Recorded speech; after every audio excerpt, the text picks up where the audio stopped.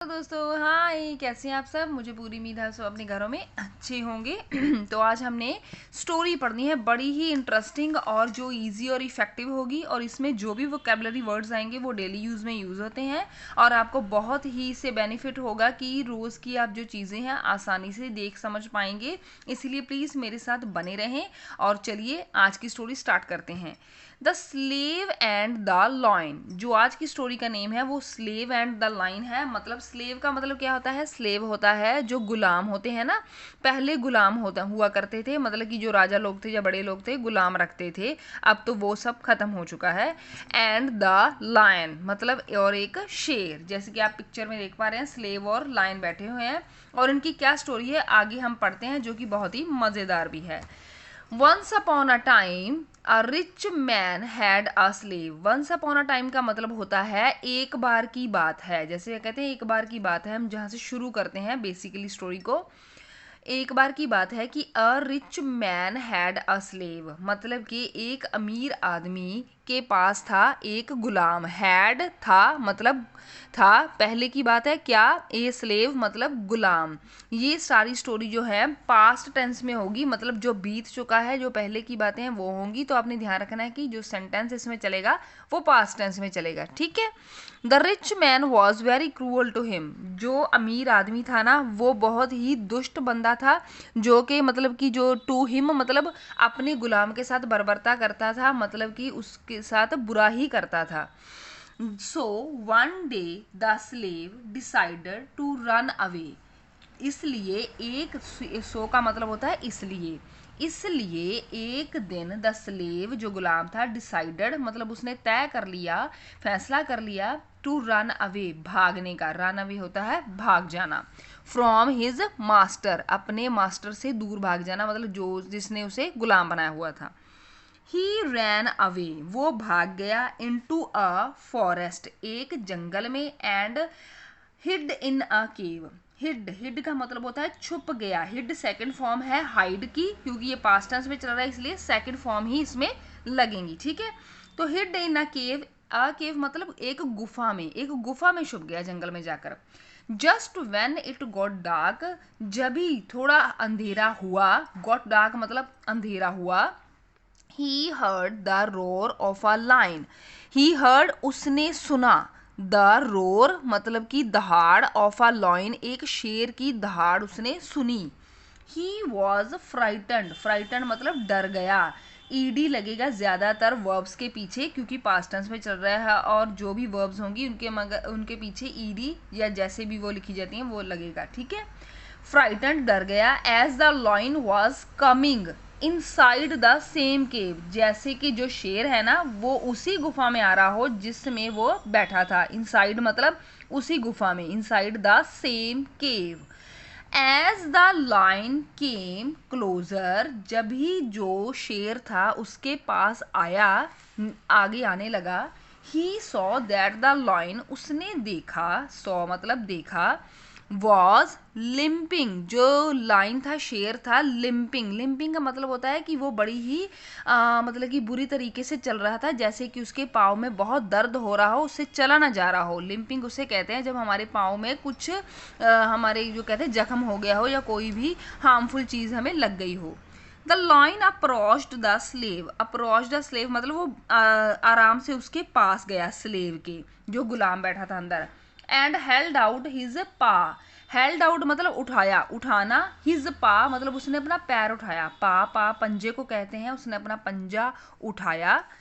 The slave saw that the lines पा was, जो slave था सॉ दैट देखा, द लाइन्स पा जो कि शेर का पांव था, वाज स्वॉलन, स्वॉलन का मतलब है सूज चुका था, सूजा हुआ था, ठीक है।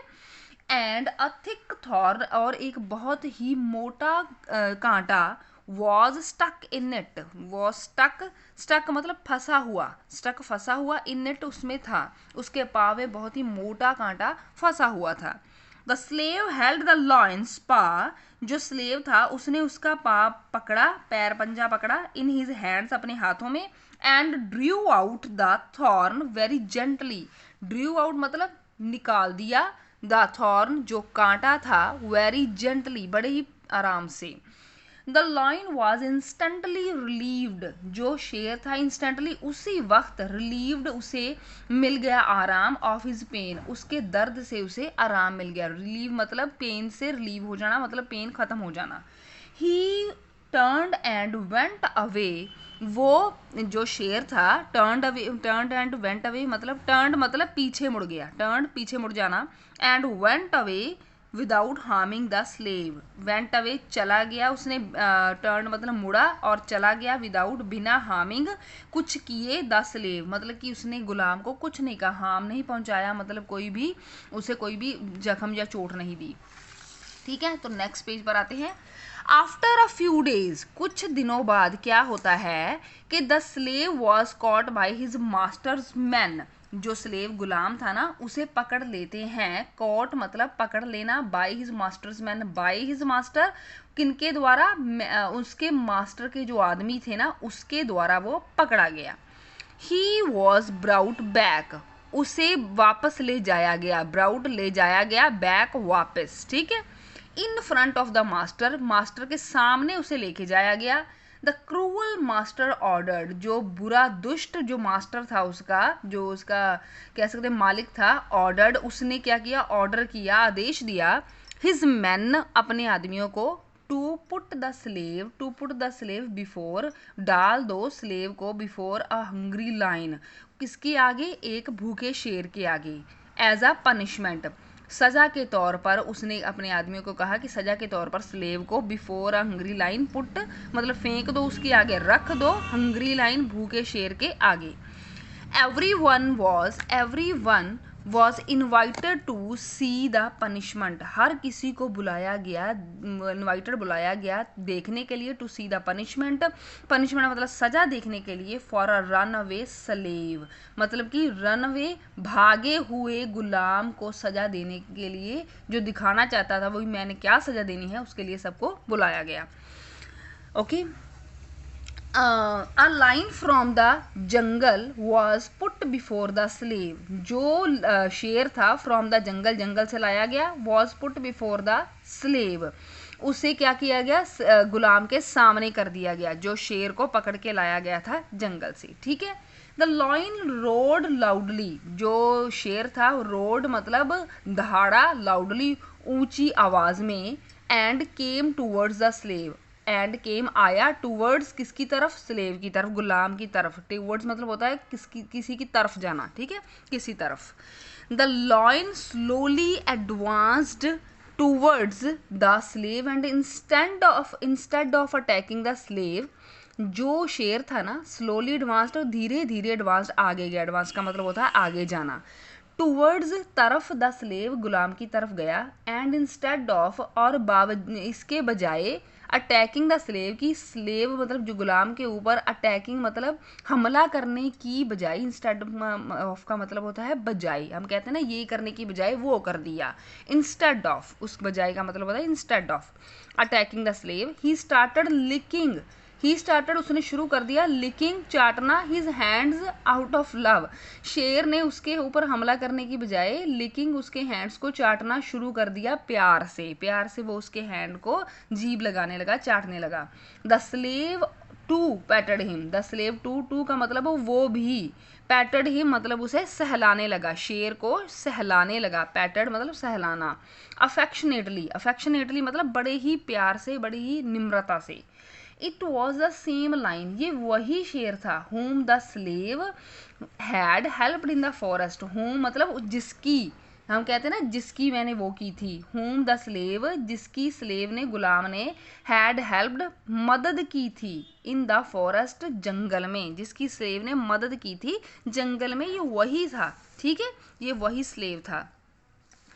Everyone clapped for the bravery, सब ने तालियां लगाई किसके लिए, बहादुरी के लिए, एंड द काइंडनेस और दयालुता के लिए, ऑफ द स्लेव, सभी ने तालियां लगाई, क्लैप्ड मतलब तालियां लगाना, फॉर द ब्रेवरी एक बहादुरी और काइंडनेस दयालुता, ऑफ द स्लेव गुलाम की, and he was set free. He set free का मतलब होता है उसे अब आज़ाद कर दिया गया। तो राजा ने क्या किया, उसे आज़ाद कर दिया और सभी ने ताड़ियां लगाईं। तो ये थी एक बहुत ही इफ़ेक्टिव और अच्छी स्टोरी जिससे आपको वोकेबलरी के बड़े ही वर्ड्स पता चले हैं। और अगर आपको कोई भूल जाए तो प्लीज़ रिपीट करके दोबारा देख लेना, ये हमारे यूज़ ही होते रहते हैं, रेगुलर वर्ड्स हैं। और अब पढ़ते हैं moral of the story. Moral, kindness always begets kindness, मतलब जो दयालुता होती है वो हमेशा दयालुता को जीतती है, या दयालुता के बदले हमें दयालुता ही मिलती है। मतलब हम किसी को प्यार देंगे या दयालुपन अपना दिखाएंगे ना, तो हमें भी आगे वही मिलेगा। ठीक है, तो जो हम देंगे वही हमें मिलेगा। ये है मॉरल ऑफ द स्टोरी। तो कमेंट्स करके ज़रूर बताइए कि आपको मेरी आज की स्टोरी कैसी लगी, और मेरे चैनल को सब्सक्राइब, सेव और शेयर ज़रूर करें, और मेरी वीडियोस के साथ बने रहें। बाय।